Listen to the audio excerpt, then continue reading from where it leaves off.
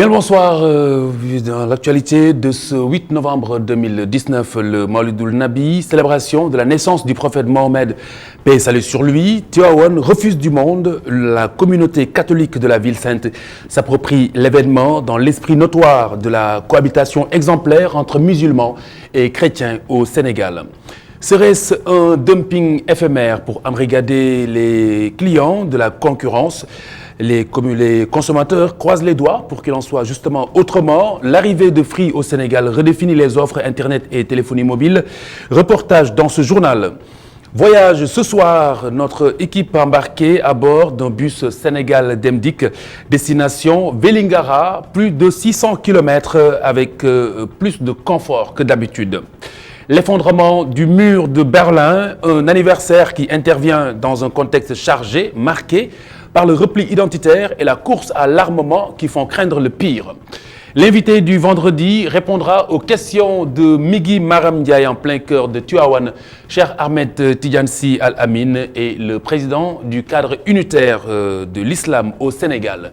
Bienvenue à tous, dans un instant le développement de tous ces titres.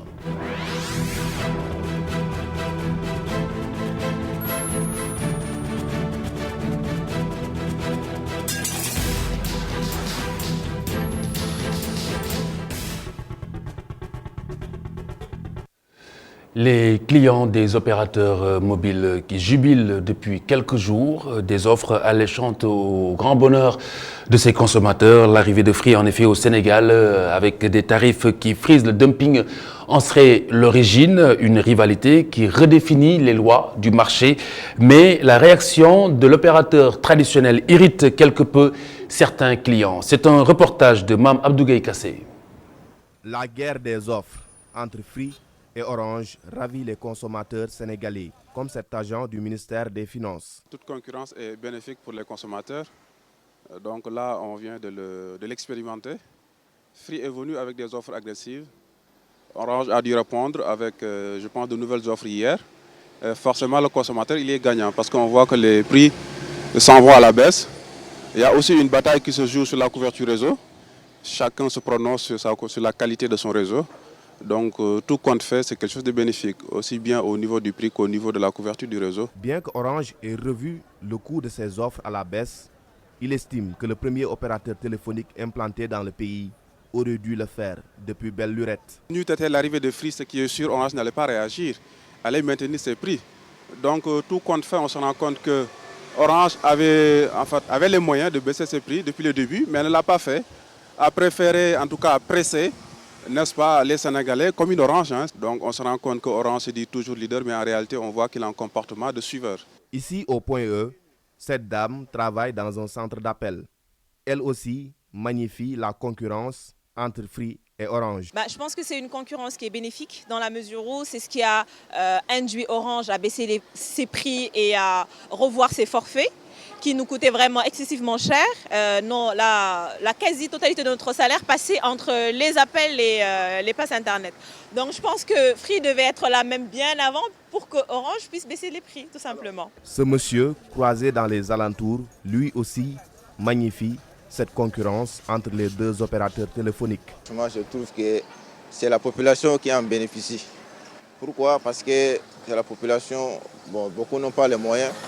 Et puis, comme les gens disaient, Orange aurait pu revoir ses offres en baisse depuis très longtemps. Et je trouve que c'est bénéfique pour la population, quoi.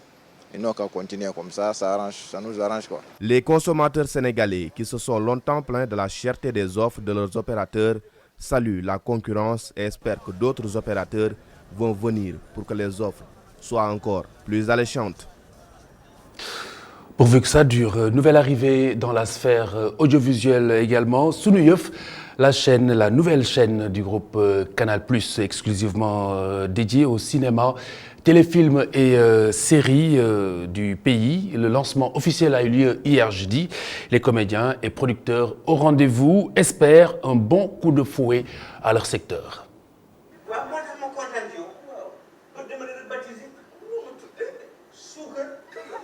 Sunuyef, le nom de la nouvelle chaîne de télévision lancée par Canal+.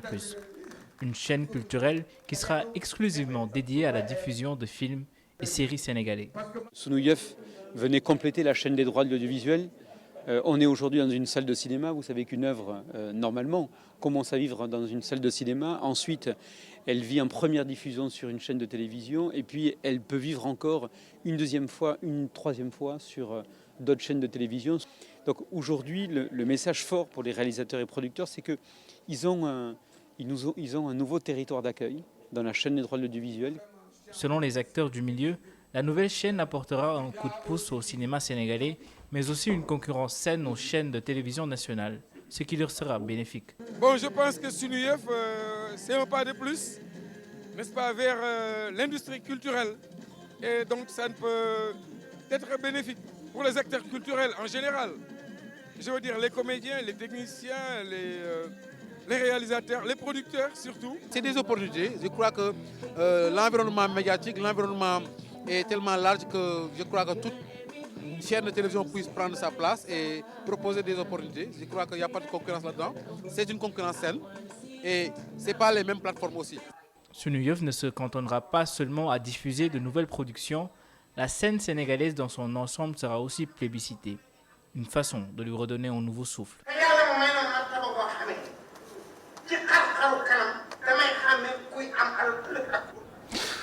Bon vent à Sunuyef. À présent, attachez vos ceintures, nous quittons Dakar pour parcourir un peu plus de 600 km, destination Vélingara. Voyage longtemps appréhendé à cause de plusieurs facteurs, des facteurs inconfortables. Mais depuis 3 ans, les voyageurs ne se plaignent plus, ce grâce au bus interurbain Sénégal Demdik, le département de Dakar Demdik qui dessert maintenant depuis quelques mois plusieurs localités à partir de Dakar, et la ligne vers Vélingara justement est opérationnelle depuis 5 mois. Souleymane Diallo, Mamadou Bipa Sissoko ont fait le voyage. 7h50, terminus Liberté 5. Quelques minutes avant le départ des bus Sénégal Demdik. Voyageurs, conducteurs et responsables de ligne s'affairent sur les derniers réglages. 8h précises, le bus prend son départ, direction Vélingara. Et c'est parti pour 7h30 de route. Pour améliorer le confort des passagers, les bus sont climatisés et font des pauses de 20 minutes à Tambacounda et Kaolack. Je fais pratiquement tous mes déplacements à bord de ces bus. C'est depuis Matam que j'ai fait ma réservation. Et une fois à Dakar, j'ai pris le bus pour rallier Tamba. Je trouve les conditions très convenables. Je trouve que ces bus sont confortables. En plus, je ne m'attendais pas à ce que la climatisation soit aussi efficace. Pour ce professeur d'histoire et de géographie, ce sont les conditions qui l'ont convaincu. Raison pour laquelle tous ces déplacements à Tamba se font à bord de ces bus. Malgré cela, il note des points sur lesquels des améliorations devraient être apportées. Ce que je souhaite, c'est que les numéros des sièges soient plus visibles, parce que parfois ça crée des confusions, mais aussi qu'on ait des endroits où mettre certains déchets. Avant l'existence de cette ligne, c'est celle de Kolda qui acheminait les passagers qui devaient aller à Vélingara. Maintenant, c'est Dakar-Vélingara, sans détour, avec des passagers qui vont à Tamba qui en profitent. Si les passagers sont globalement satisfaits de la qualité du service rendu, des améliorations peuvent être faites. Pour l'instant, on quitte Vélingara à 6 h du matin. Mais presque toutes les autres lignes prennent départ à 7 h. Mais je pense que bientôt on changera l'heure de départ de notre ligne aussi.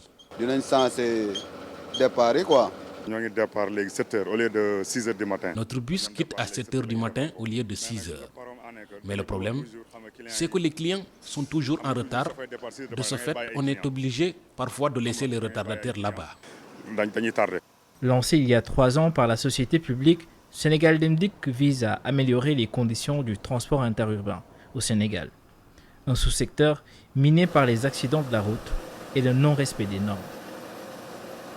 Davantage de temps fort de ce voyage de Bipa Sissoko et Souleymane Diallo sur cette antenne, sur un format un peu plus long, très bientôt.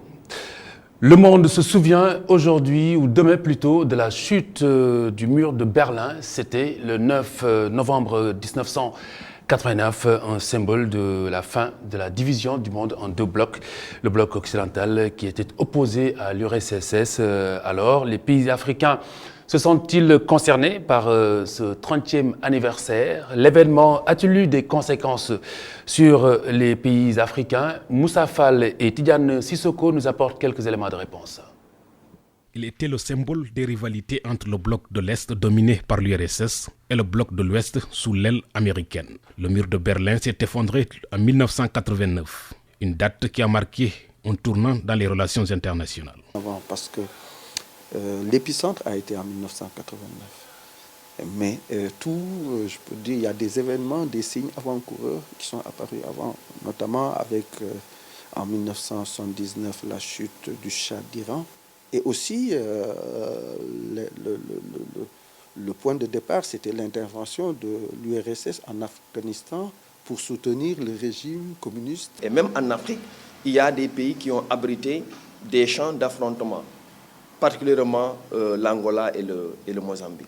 Donc, ces deux blocs ont existé et s'affrontaient de façon très acerbe.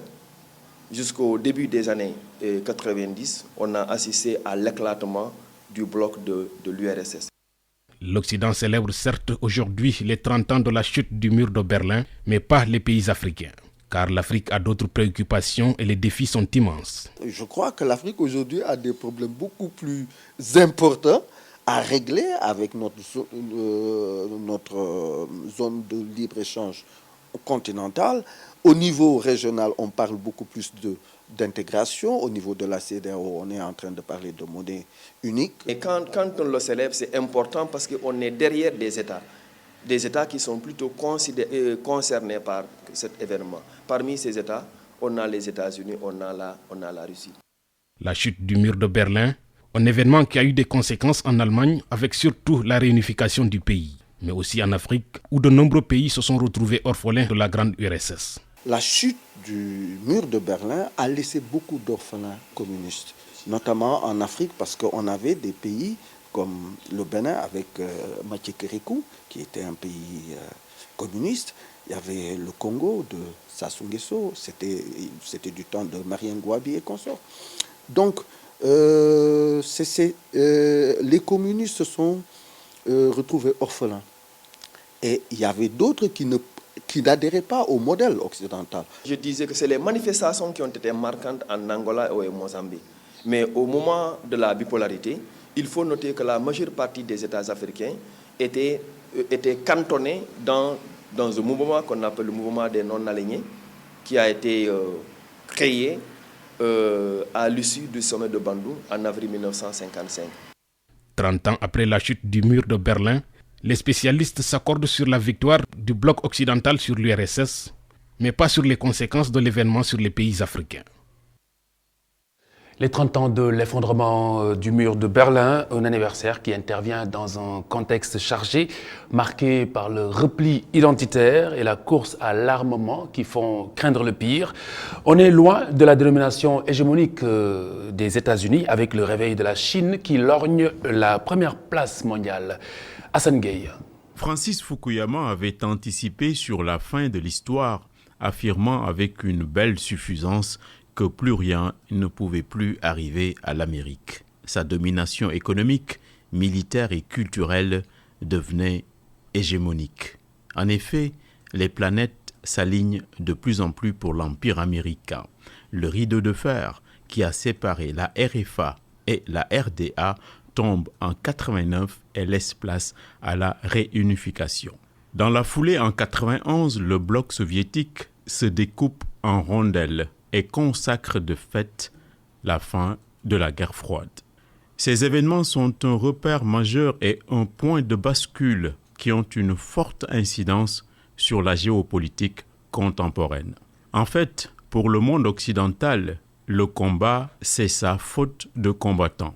Le communisme, qui porte les germes de sa propre destruction, est mort de sa belle mort. Et comme les vainqueurs écrivent toujours l'histoire, l'Occident, symbolisé par l'Amérique, impose le capitalisme, le pire des systèmes, à l'exception de tous les autres. Bien que moins conflictuel, le monde est cependant plus complexe avec la montée des nationalismes, le réarmement des uns et des autres et les guerres asymétriques. Le XXIe siècle sera durablement marqué par l'opposition États-Unis, Chine. L'Empire du Milieu vise en fait la première place mondiale en 2049 à l'occasion des 100 ans de la révolution culturelle. Quant à la Russie, Poutine rêve de lui redonner sa grandeur perdue. Pendant ce temps, l'Afrique reste encore spectatrice malgré la création de l'Union africaine en 2002. Le continent vit encore les lourdes séquelles de la conférence de Berlin qui l'a totalement démembré. Le monde est moins dangereux certes, mais il y a une sorte de veillée d'armes partout. Un homme doté de bon sens a averti tout le monde. Il a dit qu'il ne sait pas quand est-ce que ça sera la 3e guerre mondiale, mais ce qui est sûr, c'est qu'il n'y aura plus personne pour faire la 4e. Les armes qui sont à notre disposition ne nous laisseront aucune chance. Sans aucun doute, Hassan Gueye, avant d'ouvrir le dernier chapitre de ce journal consacré au Mawlidoul Nabi, tout de suite, Actu Sport. Ce soir, Malik Thiandoum, déjà à Tivaouane, laisse les clés à Seydina Abba Gueye.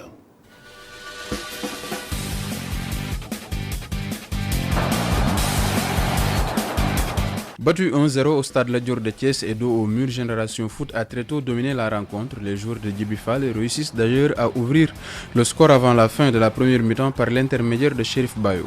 Au retour des vestiaires, les deux équipes font jeu égal jusqu'à la fin du temps réglementaire et c'est finalement au tir au but qu'elles se départagent. Dans cet exercice, les Béninois ont les nerfs plus solides et prennent le dessus sur des Sénégalais maladroits. Génération Foot, victime de maladresse, perd 5-3. Comme en 2017 et 2018, les académiciens échouent à se qualifier à une phase de poule de compétition africaine de clubs. Autre élimination, cette fois en Coupe du Monde des moins de 17 ans, les Lionceaux du Sénégal ont également été battus par l'Espagne en 8e de finale. Plombés par une tactique ultra défensive, les protégés de Malik Daf n'ont pas pu faire jeu égal avec la Rojita qui a très tôt pris les commandes. Battu de 1, le Sénégal a raté une belle occasion de jouer le premier quart de finale de son histoire pour sa première participation au Mondial des moins de 17 ans. Le tirage au sort de la deuxième édition du tournoi U20 de l'UFOA Zone A a placé le Sénégal dans la poule A en compagnie de la Guinée, pays organisateur, de la Mauritanie et de la Sierra Leone. Le groupe B est composé de la Gambie, détentrice du trophée, du Mali, du Libéria et de la Guinée-Bissau. Le tournoi aura lieu du 24 novembre au 8 décembre 2019 en Guinée-Conakry. Youssouf Dabo et son équipe se préparent d'ailleurs déjà à cette compétition. Ils sont au centre technique Jules-François Bocandé en regroupement. L'Association nationale de la presse sportive a procédé au dépouillement des votes pour les trophées de l'ANPS 2019, désignant les meilleurs sportifs sénégalais de l'année. Une cérémonie qui a eu lieu dans les locaux du groupe E-Media Invest. Les rédactions membres de l'Association de la presse sportive sénégalaise ont désigné le judoka Mbagnick Ndiaye meilleur sportif de l'année. Mbagnick Ndiaye, c'est l'espoir de tout un peuple pour décrocher la médaille olympique qui fut le Sénégal depuis 1988 à Séoul, où Amadou Diaba remportait l'argent olympique, la seule et unique médaille du pays jusqu'à présent. Cette saison, Mbagnick Ndiaye est l'un des sportifs sénégalais les plus en vue et en termes de performance, il supplante ses pairs. Champion d'Afrique des plus de 100 kg, le judoka s'est également hissé au sommet du podium des Jeux africains et de tous les tournois Open auxquels il a pris part. Actuellement en France où il prépare les Jeux Olympiques de Tokyo 2020, Mbagnick Ndiaye a fêté ses 26 ans ce mardi 5 novembre avec cette distinction de meilleur sportif de la saison 2018-2019 qui lui est décernée par la presse sportive sénégalaise. Dans la catégorie meilleur lutteur sans frappe, Mohamed Bayo, plus connu sous le sobriquet de Général Malika, a été sacré meilleur lutteur pour l'année 2019. Il devance Reug, Ordinateur, Franc et Ibou Ndiaye. Roi des arènes, depuis sa victoire sur Eumeu Sène, le chef de file de l'écurie Rock Énergie vient de remporter un autre trophée prestigieux. Modulo est le meilleur lutteur avec frappe. À l'issue des votes des différentes rédactions, il récolte 240 points devant Balla Gaye 119 points et Reug, 3e, 62 points. Chez les acteurs du ballon rond, Jean-Louis Barthélémy Diouf, désormais ancien milieu de Génération Foot, est sacré meilleur footballeur local de l'année. Le brillant milieu de terrain, qui est désormais sociétaire de Mostar FC en Malte, a été choisi grâce à ses performances décisives dans le sacre de Génération Foot. Déterminant dans les moments les plus importants des Grenats, Bart, comme l'appellent les intimes, est l'un des acteurs principaux de la saison de Génération Foot. En 19 matchs, il a inscrit 11 buts pour 8 passes décisives, devenant ainsi le deuxième meilleur buteur de la saison, derrière l'attaquant gambien de Niambour, Paomar Diop. En Coupe du Sénégal, le milieu de terrain de 23 ans a disputé 4 matchs pour 4 buts marqués, des performances qu'il a répétées avec l'équipe nationale locale lors des éliminatoires du CHAN 2020, 2 sorties et 1 but marqué. Pour Sadio Mané, c'est un pas de plus dans la légende. Il a été sacré Ballon d'Or 2019 par l'Association nationale de la presse sportive ANPS pour la 6e fois consécutive. Encore mieux que lors des précédentes années, l'attaquant sénégalais de Liverpool a réussi l'unanimité dans les votes des rédactions qui ont été révélées lors de la cérémonie de dépouillement tenue le mardi 5 novembre 2019 dans les locaux du groupe Media Invest. En effet, Sadio Mané remporte la totalité des voix pour la première place. Toutes les rédactions ayant voté ont choisi l'attaquant de Liverpool en numéro 1, une première depuis la création des trophées de l'ANPS. Sur le toit du football sénégalais depuis 2014, Sadio Mané creuse l'écart avec Mamadou Niang, sacré 3 fois, Moussa Sow 2 fois et Henri Camara également.